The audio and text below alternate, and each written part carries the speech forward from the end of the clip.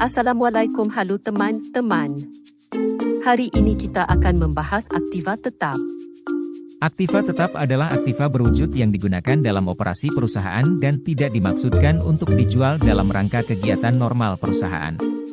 Aktiva tetap biasanya digolongkan menjadi 4 kelompok menurut Haryono. Jussop iaitu 1. Tanah 2. Perbaikan tanah 3. Gedung 4. Peralatan.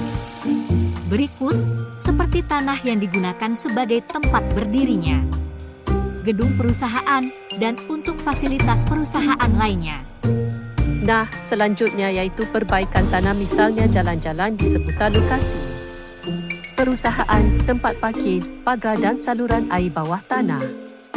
Selanjutnya, gedung. Yaitu seperti gedung yang digunakan untuk kantor, toko, pabrik, dan gudang. Dan terakhir, peralatan seperti peralatan kantor, mesin pabrik, peralatan pabrik, kendaraan, dan mebel. Terdapat berbagai cara dalam memperoleh aktiva tetap yang akan mempengaruhi penentuan harga perolehan. Berbagai cara tersebut antara lain: A. Pembelian tunai, B. Pembelian dengan kredit, C. Pembelian dengan menggunakan wesel berbunga, D. Pembelian dalam satu paket gabungan, E. Membangun sendiri, F. Sumbangan. Pertama, pembelian tunai.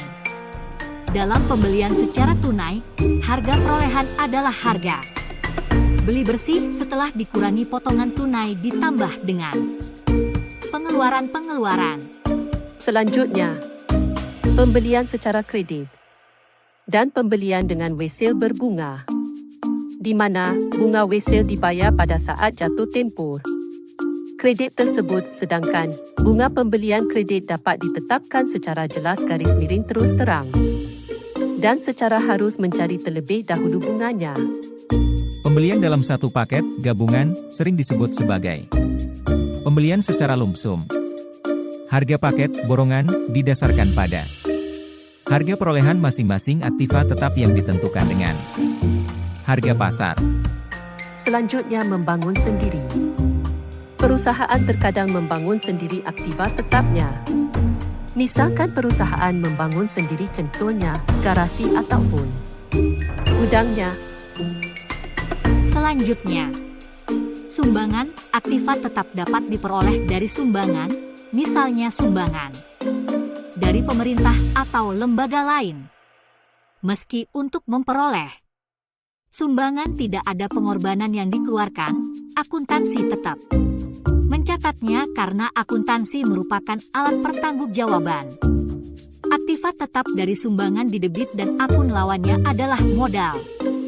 Sumbangan nilainya adalah sebesar nilai wajar pada saat sumbangan itu diterima. Selanjutnya, pelepasan aset. Perusahaan harus terlebih dahulu menetapkan nilai buku aset tetap pada saat pelepasan dilakukan. Pada saat pelepasan terjadi, perusahaan harus mencatat depresiasi untuk masa sejak dicatatnya depresiasi yang terakhir sampai saat terjadinya penyelesaian.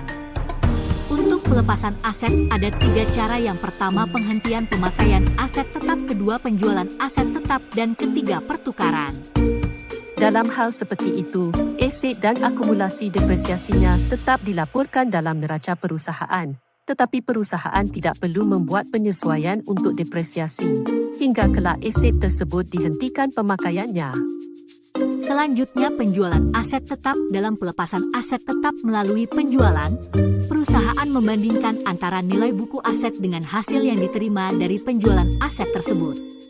Apabila hasil penjualan lebih besar dari nilai buku, maka perusahaan mendapat laba penjualan aset. Berikutnya, pertukaran. Pada umumnya perusahaan mengakui keuntungan ataupun kerugian yang timbul dalam transaksi pertukaran aset tetap. Alasan untuk mengakui keuntungan atau kerugian ini adalah karena kebanyakan transaksi pertukaran aset tetap memiliki substansi komersial. Lalu, bagaimana pencatatan perolehan aktiva tetap? Misalnya, contoh kasus. Sebuah komputer merek Dell dibeli dengan harga Rp7.500.000. Namun terdapat biaya yang dikeluarkan untuk pemasangan komputer hingga siap digunakan, biaya yang dikeluarkan untuk install komputer, dan pemasangan hingga siap digunakan sebesar Rp250.000. Maka harga perolehan komputer adalah harga beli sebesar Rp7.500 ditambah biaya install dan pemasangan sebesar Rp250.000.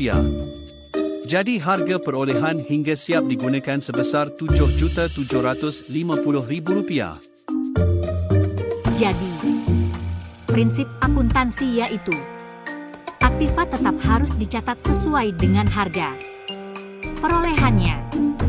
Harga perolehan meliputi semua pengeluaran yang diperlukan untuk mendapatkan aktiva tetap dan pengeluaran-pengeluaran lain agar aktiva siap untuk digunakan.